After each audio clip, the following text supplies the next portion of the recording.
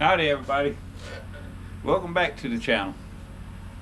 I didn't mean to be making a regular project out of this thing. I bought this bike, it was in good enough condition to ride, but then I got a nail in the tire. And so I pulled the nail out and plugged the tire. A lot of people don't like to plug tires, but I will plug one and ride it for at least a little while longer. Unfortunately, it's leaking around the plug, so you always have to be careful with that sort of thing. So that means that it's time for the rear wheel to come off. Now I'm going to take it to the dealership. All I'm going to do today is take the wheel off, the wheel and the brakes off. I'm going to inspect the brakes and take the wheel off and take it to the dealership. I actually do not change my own tires here anymore. Years ago I tore a muscle in my shoulder changing a stubborn old tire on a junky old bike that had been rusting out in the weather for years. And in my entire lifetime I have not saved enough money changing my own tires to pay the medical bills that I had to pay for that. So you can take that with a grain of salt for what you want, but I don't change my own tires anymore. Perhaps one day I might buy a professional tire machine and do it that way, but until then, I'll take them somewhere else. This should be pretty simple. We have to pop the trunk, remove this panel,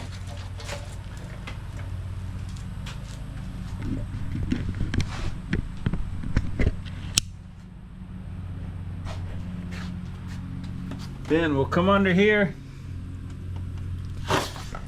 and I'll go ahead right now and take the brake adjuster loose. I had already partially removed it, partially loosened it, just for the sake of time in this video.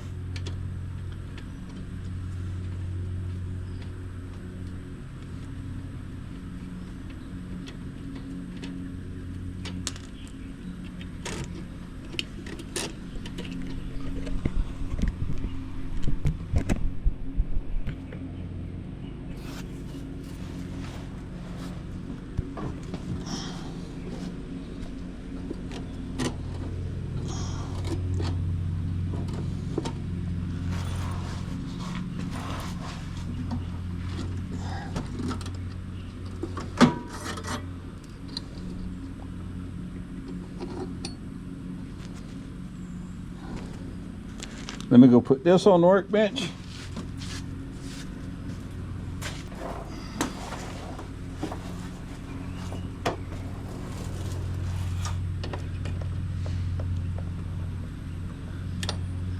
And if you hear a lawnmower running in the background, that is my beautiful and talented wife, who appeared briefly in my last video about this bike,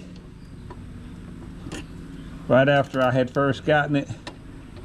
Well, today is our anniversary, so I'm making her cut grass. Actually, I'm not making her do anything. It's her lawnmower, and I'm not allowed to drive it.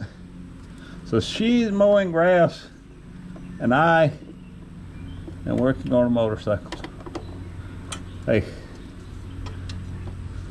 being productive is our favorite things.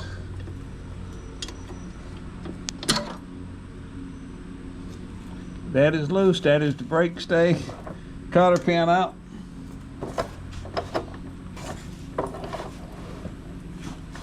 Okay, now we will remove this nut here. Need a 12mm socket. Yeah, I love my power tools, but if you don't have them of your own, don't worry about them.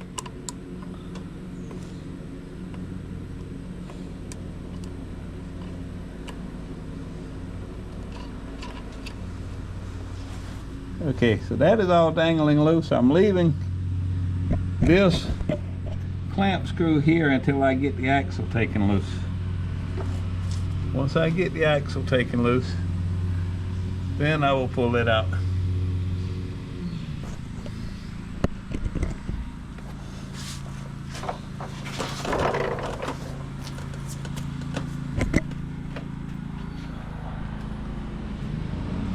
Yeah, I'm just snatching the camera around here.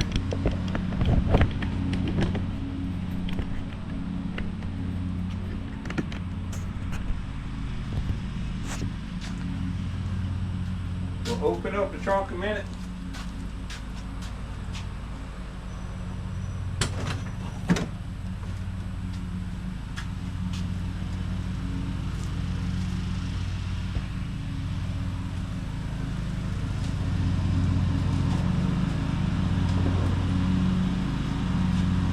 There are 2 M5 screws in here that have to come out. One is right here, and one is right here.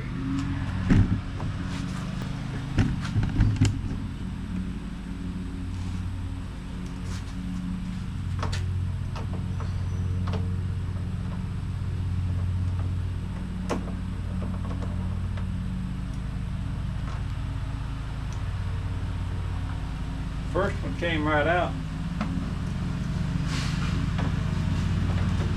The second one here is actually broken where it screws in. What I will do is when I finish pulling this apart, while I'm waiting on the dealer to order a tire and install it, I will repair that with some epoxy before I put it back together. Come down here. This panel flips in.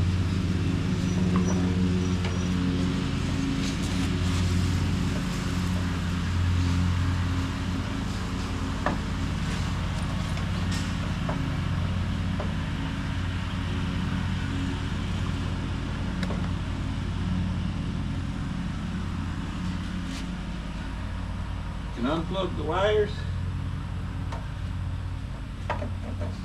What do you know? I got to go get another tool.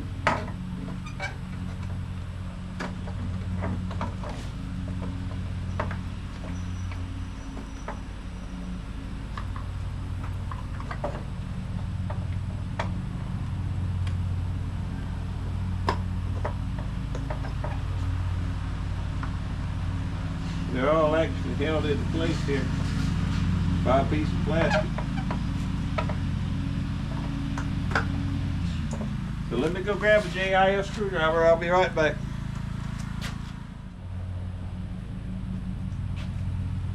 Okay, I've got my screwdriver here. So I can take this plastic cover loose enough to get the wires out. First I have to take my needle nose pliers and push this retaining clip through the hole here. Get this in. There we go. Now I can take these 2 screws out.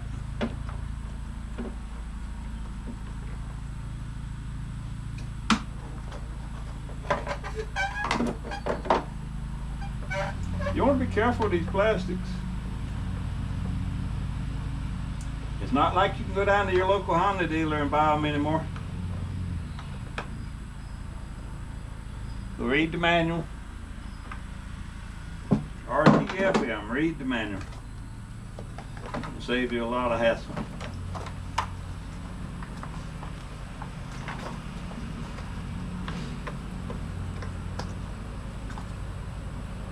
Okay, and this piece comes off, and you can put it away, and you can see up under here, there's a T-slot nut that slides into here, which is what is stripped out. I will fix all of that and repair it later.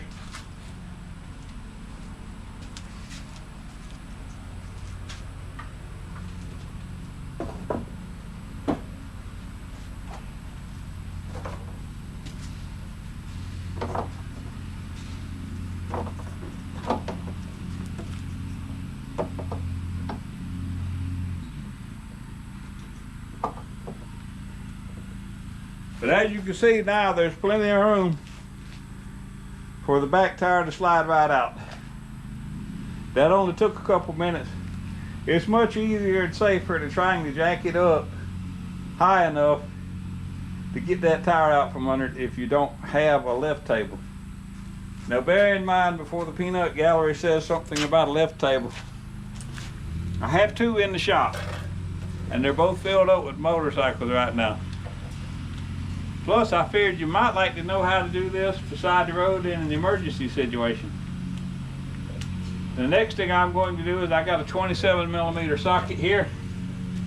I'm going to light that on my creeper.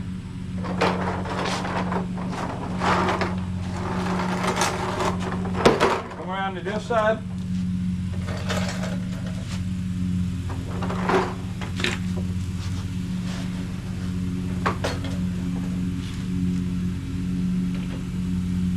Put it on the axle nut.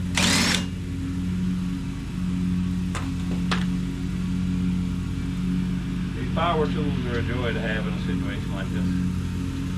I'll thread the nut partway back on.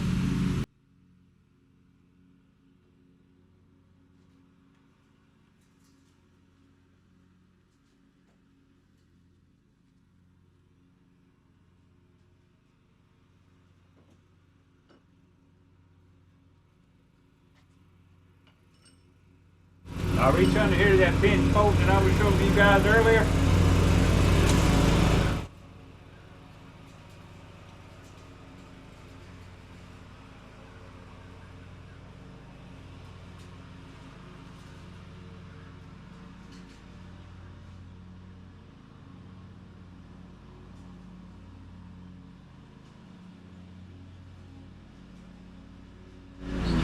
You don't necessarily have to take it all the way out, but I did just to show you. It's just use a 12mm wrench. Now let's come around here with a rubber hammer.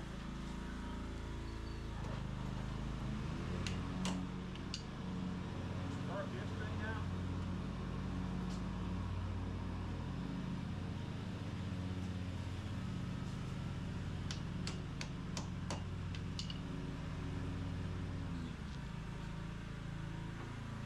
As I said, I got the drift punch here, but I hope I don't need it. I don't think I will. The idea with the drift punch is if the axle is still sticking in here, that you can take it and put it like that and tap the axle on out with the hammer. But this axle is not sticking, so I should be able just to reach in there and pull it out.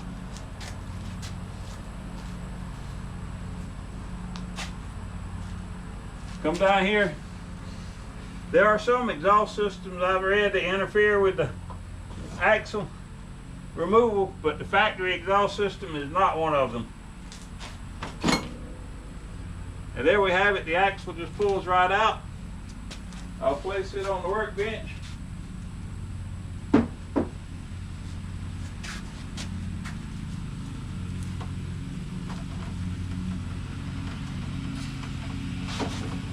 Then I can remove the spacer.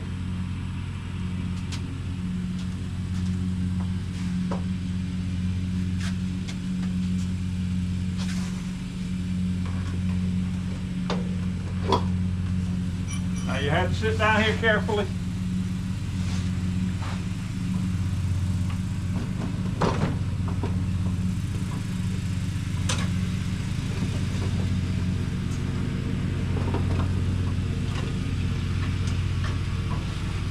And work the wheel down off the slides.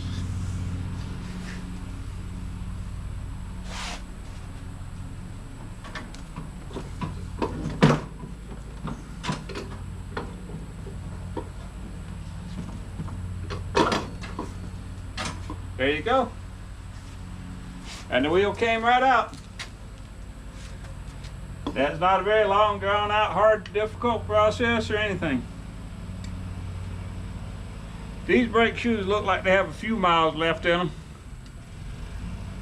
but the adjustment was turned in pretty far, and I'm hoping not to have to do this for a long time, so I'll go ahead and put new brake shoes in it. But anyhow, that is how you remove the rear tire from a Honda PC800. It's a pretty simple process. Remove the panel, remove the brake lever, remove the brake stay arm, loosen the nut on the differential, then loosen the pinch bolt and pull the axle out. Pull out the spacer, and pull the wheel out. Yeah, this tire's got some cupping wear on it, and it's got a plug in it right here that I put in, which it still leaks down. It might could use a good polishing too. But anyhow, I was hoping not to be working on this bike yet, but there are worse things to do than to be working on an old motorcycle. I actually enjoy this stuff, so I won't complain too much. But that's it for now. Keep riding, keep wrenching, and stay crazy.